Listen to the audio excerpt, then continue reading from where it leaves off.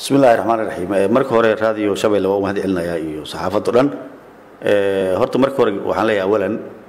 dadkii shaqaaqadaas ku dhaawacmay ama wax ku gaareen ama ku dhintay haday ciidan yihiin haday shacab yihiin waxaan leeyahay waxay dhaawacmeen waxaan leeyahay Allah caafiyo wixii dhintana waxaan leeyahay waa u tacsiinaya waxaan ka xumahay wixii ka dhacay dib meeshaas aad iyo aad uga xumahay waxaan leeyahay arrinta nabad iyo walaalnimo iyo lagu xaliyo iyo wada hadal waxaan kaloo leeyahay madaxda Hirshabeelle dalkan isteedil ayaa la soo dhisay way arag ayaa loo yahay Soomaaliya sidoo wada xaajood iyo wada hadal ay wax ku dhameystay xoog waxba kuma qaadan karto iyo ciidan sida la socotaan isteedkan la yiraahdo Jubbaland waa la dhisay madaxweyne Axmed markii la doortay waxa ku qabsaday doorashada ninka la yiraahdo xidig Yaseerar isaga madax Axmed Madoobe ahaan ayaa xaliyay nabad ayaa lagu soo dabaalay gacmaha maanta saystaan odaynimada ninkaas uu muujiyay ayaan ka codsanayaa markaa inay muujiyaan Ali Guudlaawe Xuseen madaxweyne Ali Guudlaawe iyo madaxweyne ku-xigeenka Yuusuf Hagar Dabageed waxaan leeyahay sidaas si lamida qorqor markii la doortay yaani buuqa ka dhashay waa la socotaan dadkii buuqaas ka soo horjeeday qorqor maanta wasiirka amniga iyo wasiirka kalluumaysiga waaye si nabad galya iyo odaynimo ayuu qorqor ku maamulay iyaguna kama karti yara kama dadaalaya kama odaynimo yara waxaan ka codsanayaa iyaguna buuqa hadda ka jiray baladweyne iyo cid kasta wax tisanayso inay wada hadal iyo walaalnimo iyo odaynimo ku dhameeyaan waxay dawladda dhexe federaalka uga marin waayaan xildhibaanadani in anaga doorkeena ka ciyaarno oo aan ka odayayno oo aan u tagno waxay nooga marin waayaan la qabano ayaan iyaguna martay aan leeyahay sidaasaan iyagu sheegaya qoladan hadda cabashada qabto reer Hiiraan odayaasha dhaqanka waxa leeyahay mahadsan yihiin doorkii qaateen nimankan kale saraakiishana waa mahadsan yihiin waxaan leeyahay shaqaaqada iyo gacanka hadalka la joojiyo arinta inta soo hartay inta hadda dhiman hal lagu xaliyo wada hadal iyo safgarad way markaan ka hadlayna xaaladda ka taagan Hirshabeelle gaar ahaan gobolka Hiiraan waxa ay timid kadib markii dhismaha maamulkan sidii uu hore u ahaa wax laga bedelay marka sideed u aragtaa cabashada ay qabaan dadka reer Hiiraan ay ku aadan in laga weeciyo nidaam qaybsigii hore ee madaxweynaha ma ku saxsan inay cabashada wadaan mise waxaad qabtaa in haatan si loo dhisay maamulka dhismihiisu yahay mid saxsan waxaan leeyahay aad iyo aad u mahadsantahay wariye maamulkan waa la dhisay madaxweynaha waa la doortay waxaana dastuurkii ku cad yihiin oo sida ay noqonayaan dastuurkii ku qeexan yihiin waxaadna heshiis siyaasadeed waaye ama heshiis bulsho oo gaar ah wixii bulshada ay gaar ugu heshiisayna hala dhowro waxa hadda dhiman wada hadal lagu dhameeyo madaxweynaha ku-xigeenka waa la doortay waxyaabaha wixii ka soo haro ha laga wada hadlo hadba siday ku haboon yihiin iyo meeshay ku haboon yihiin iyo waqtiga ku haboon yihiin la fuliyo dadku waxay ka cabanayaan markasta aan leeyahay aniga hala ilaaliyo haday tahay caasimad iyo haday tahay dhismo waxyaabo kale waxay tisanayaanba waxaan qabaa in lagu soo dhameeyo wada hadal iyo safgarad hadda waxa Hiiraan ka dilaacay maleeshiyaad ama nin generaal uu hogaaminayo lagu magacaabo Xuud hadii la socoto oo warbaahinta la hadlay diidmana kaga dhawaaqay magaalada inaysan imaan karin madaxda Hirshabeelle tusaale madaxweynaha oo la filayo in maalmahan uu gaar magaalada ayay arintaasi sababtay inuu dib u dhaco oo uusan tagin gobolka Hiiraan hadii arintu isku badashay gacan ka hadal oo weerar lagu qaaday maleeshiyaadkaas iyaguna is difaaceen Soomahan wali xaaladu mid aan sahlanayn madaxduna ay doonayaan inay dagaal ku xaliyaan wax walba taagan runtii aniga kuma aqaano nimanka hadda meesha madaxda ka dhiman amni darro iyo nabad darro ka shaqeeyo ama hogaamiyaal ciidan ah waxaan ku aqaanaa odayaal dadka soo maamulo goboltoorayaal ka soo muddo dheer meesha Yuusuf Dabageed 4 jeer ayuu goboltoor ka soo wada Hiiraan Ali Guudlaawe 2 sano goboltoor ahaa 4 sano madaxweyne ku-xigeen ahaa dadka iyo dalka way yaqaanaan qofka soo xogsanaa way yaqaanaan dhaqanka dadka way yaqaanaan inay ku xaliyaan xoogna xaq ma malaynay inay xaq tahay ama email mar tahay iyaguna u doorkeedu way ciyaareen oo ilaa hadda tilaabo aan dhihi karno ku lama in qaadin wixii hadda qabteen oo ku bogaadinayna waxa ka dhiman waxaan leenahay si walaalnimo iyo ehelnimo iyo darisnimo iyo saaxiibnimo iyo ciideena ka maarna ku xaliyaan muhiimadu waxa waaye Soomaalidu waxay tiraasan soo xigala loo raaco hagees waxa soo ahayeen madaxweynuhu muxuu ahaa caasimada xageed waxa dadkan wada sadashay waxay wada leeyihiin ninka ka cabanaya wax cabanayana wuxuu doonayaa in la wada hadlo wax la xaliyo cabashada hal xurmeeyo dadka xuquuqda dadka u hadlaan hal xurmeeyo xoog iyo safgarad la'aan wax meesha ay tagi karto iyo wax dhali karto wala garan karaa anigu waxaan leeyahay ugu baaqaya madaxda Hirshabeelle inay dhowraan dadka xaqooda inay dhowraan dadka amnigooda inay walaalnimada ilaaliyaan in wada hadal iyo safgarad wax ku xaliyaan wixii ayaga markaas ay qaban waayaan ee ku adkaado كاستيد أهان مدحوينها مدحوين كحيانك عدي أين أجمع من هذا أنا جناهي هي هذه قضية شغلة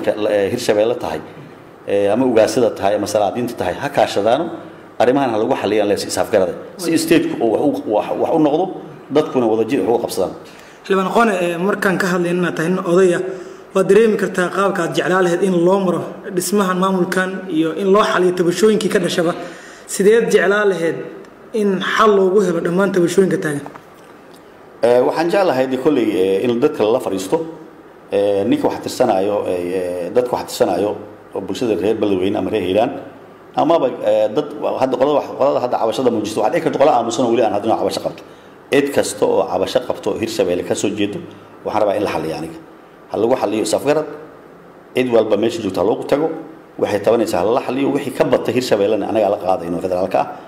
wixii hadda odayaasha dhaqanka looga baahdan anaga la hadlayno dhahayno la qabta nimankaas madaxda la doorto waa soo dhaweynayna waxaan leenahay mas'uuliyadiina qaata dadkaas hogaaminaysaan sida gobol isteedada kale lagu xalliyay iyo walaalnimada ku xalliyeen ku dayda annaguna gacan aad ku siinayna dadka u hadla xuquuqda dadkana hal hormeeyo waxa la aaminsan yahay in Hirshabeelle joojoob lagu dhisay marka laga hadlayo teemka ay qaadatay iyadoo loo baahnaa dib u heshiisiin deegaanada qaar gacanta ay ku hayaan al-shabaab dib u xoreen loo sameeyo intina ma aysan dhicin oo wax ka yar bil ayaa maamul la rajeenayo in 4 sano uu deegaanka armi lagu dhisay waxaad qabtaa in waqti ku filan la siiyay dadkaas oo ay ahayd in reer Hiiraan loo tago oo tabashooyinka ay qabaan lagala hadlo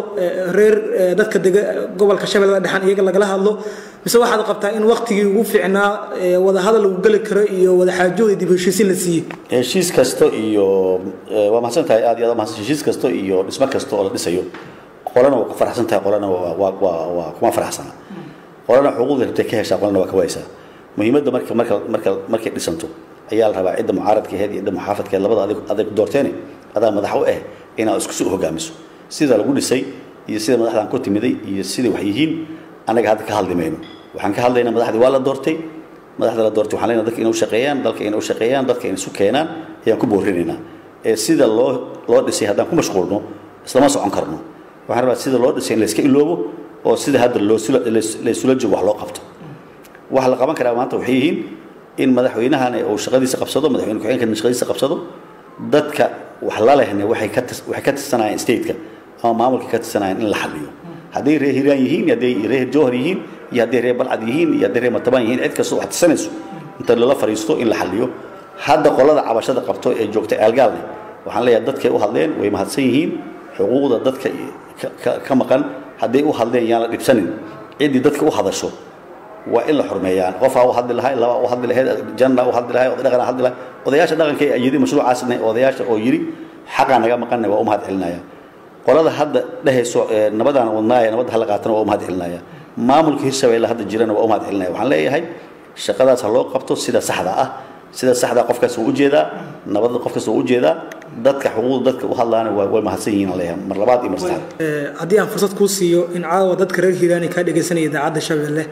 maxaa tala ahaan iyo baaq ahaan ugu soo jeedi lahayd si nidaam iyo dhismo sax ah maamulkan loogu maro ama haddaba wixii ka dhiman loogu dhameystiro oo Hirshabeelle 4 sano ay soo socoto ay ku qaadi karto dhabii saxda